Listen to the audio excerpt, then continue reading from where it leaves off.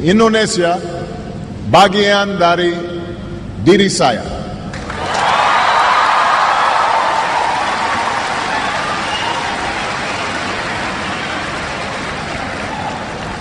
I first came to this country when my mother married an Indonesian named Lolo Sutoro. And as a young boy, I was coming to a different world.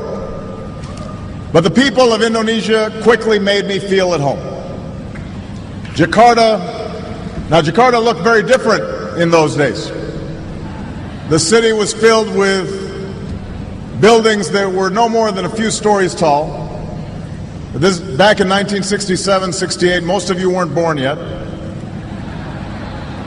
The Hotel Indonesia was one of the few high-rises, and there was just one big department store called Sarina. That was it.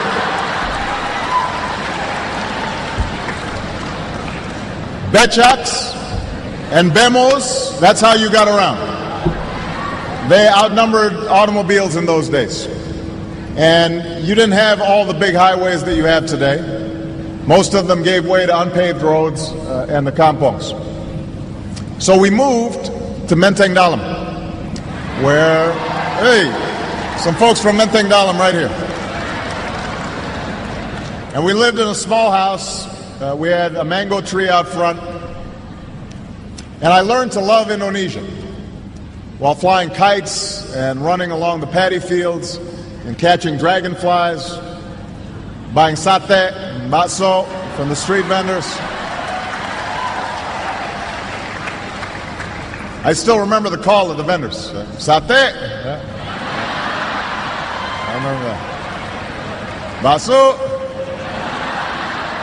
Enak, yeah?